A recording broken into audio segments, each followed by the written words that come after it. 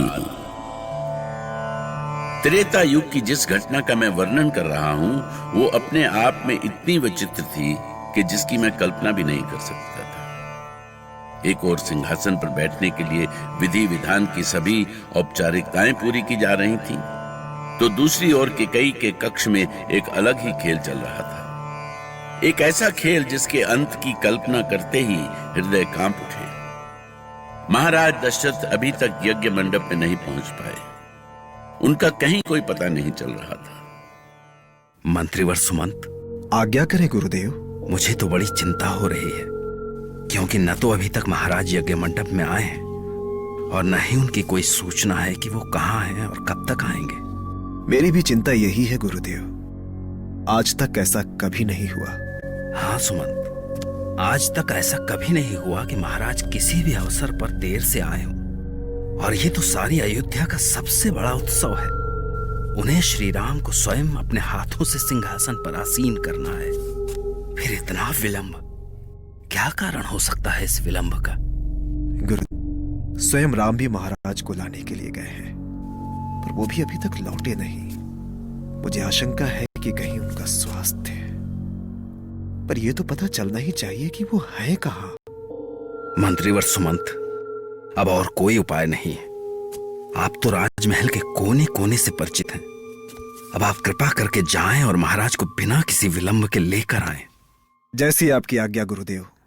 मैं अभी उन्हें लेकर आता हूं। ईश्वर करे सब शुभ ही हो। महाराज दशरथ को ढूंढने में सभी लोग लग गए। महल के हर कोने में उन्हें ढूंढा जा रहा था। हर कोई उन्हें ढूंढ रहा था। सबसे अधिक चिंतित राम और गुरु वशिष्ठ थे।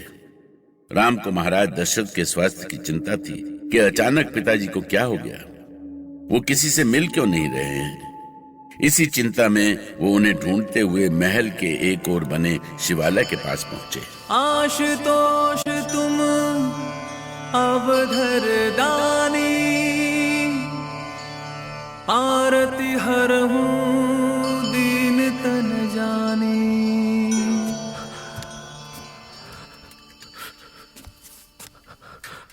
ये मैं क्या सुन रहा हूं?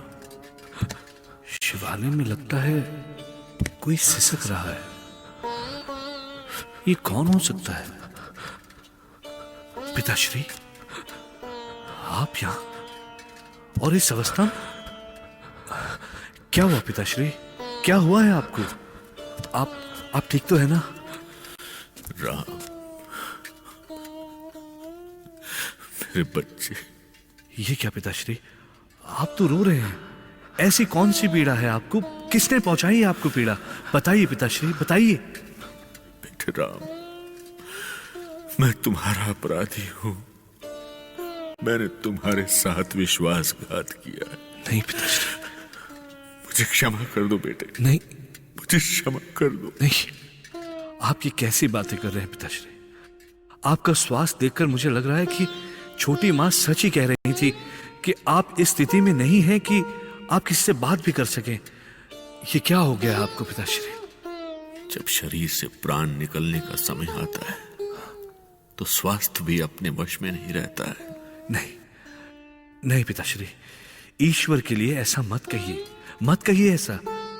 हे प्रभु, ऐसा सुनने से पहले मेरे प्राण क्यों नहीं निकल जाते?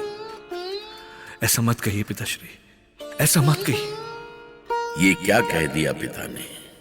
प्राण छोड़ने की बात सुनकर राम सन्न रह गए। ऐसा क्या हो गया जो पिता ऐसे कठोर वचन कह रहे हैं? ये क्या हो गया है उन्हें? राम को ये वचन सुनकर ही ऐसा गहरा धक्का लगा था कि वो स्वयं को संभाल नहीं सके।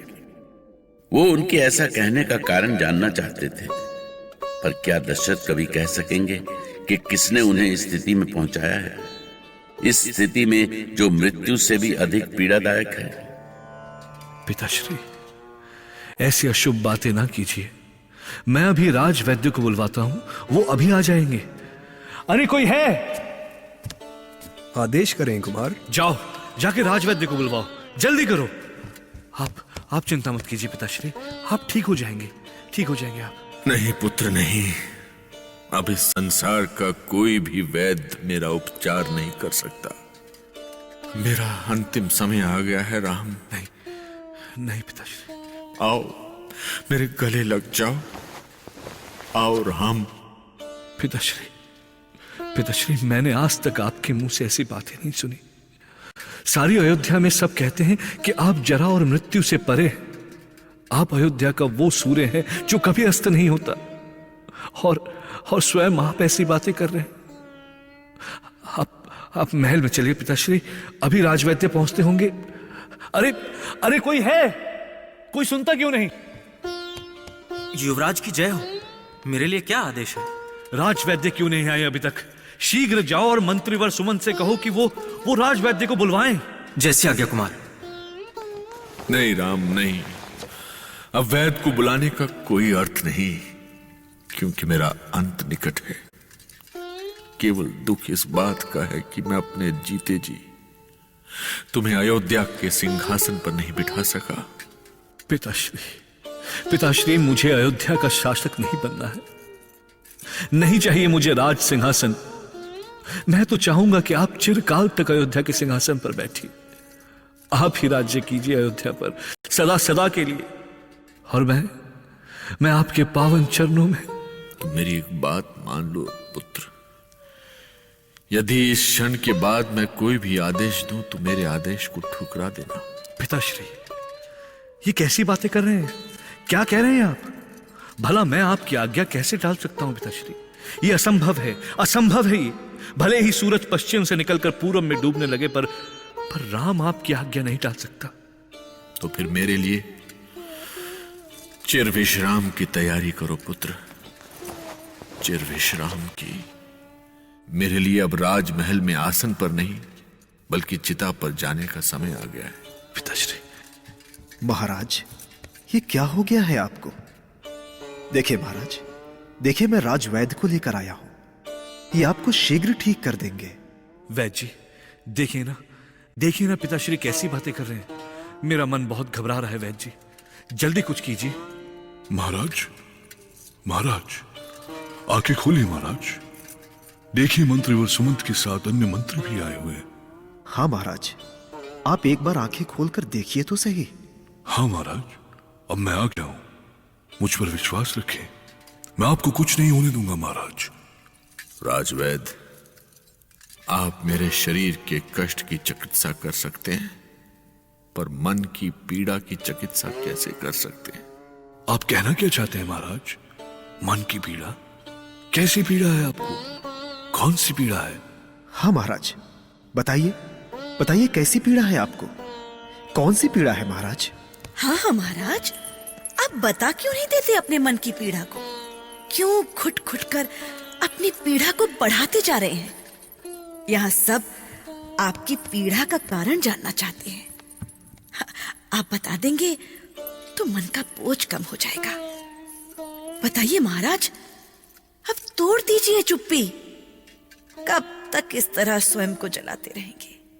महारानी कैकेयी की बातें सुनकर महाराज के साथ श्री राम के भी जैसे प्राण निकल गए। वो पिता महाराज दशरथ के मुख पर उभरी पीड़ा सिर्फ देख सकते थे। वो समझ नहीं पाए थे कि क्या करें और क्या न करें। ये कैसी घड़ी थी कि प्रभु राम भी असहाय हो गए थे। वो प्रभु राम जिनके करने से ही सृष्टि में सब कुछ होता है, वो स्वयं असहाय हो गए। इतने असहाय कि उनकी आंखों से बस आंसू ही बह सकते थे। काहे ऐसन दुख दियो,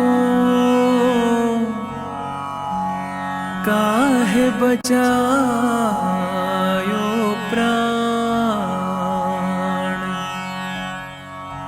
प्राण हंस का साथ कहाँ,